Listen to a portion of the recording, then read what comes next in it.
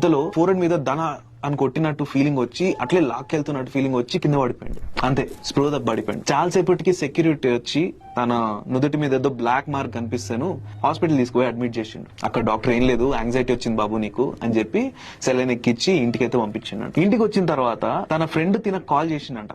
తిన ఎత్తకపోవడంతో తన కొలిక్కి కాల్ చేసిండు.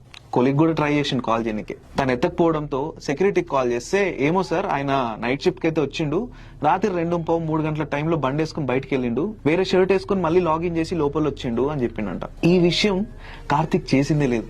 రాత్రి నుంచి పొద్దున్న దాకా అదే ఆఫీస్ లోనే పని చేసుకుంటూ ఉండిపోయిండు.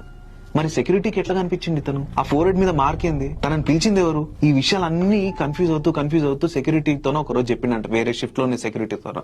సీసీటీవీ ఫుటేజెస్ చెక్ చేద్దాము అంటే కొత్త కెమెరాస్ ఇన్స్టాల్ చేయడంతో దాని ఇంకా కనెక్షన్ ఇవ్వలేదు, ఆ ఫుటేజ్ లేకపోయింది వాళ్ళ చేతుల్లో. ఆ పాత అన్నాడంట, భయ్యా నాతో పాటు వేరే షిఫ్ట్ లో చేసే సెక్యూరిటీ అతను ఇట్లాంటి ఇన్సిడెంట్ ఫేస్ చేసిండు, తనకైతే నెత్తి దెబ్బ దాకి చాలా రోజులు హాస్పిటల్ అడ్మిట్ అయ్యి ఈ ఇన్సిడెంట్ గురించి పర్టికులర్లీ ఏ రోజైతే తను కింద పడ్డాడో ఆ రోజు జరిగిన ఇన్సిడెంట్ గురించి ఎప్పుడు గుర్తు చేద్దామని ట్రై చేసినా కానీ చెప్పలేకపోతాడో, మాట తడిపడిపోతుంది తనకి.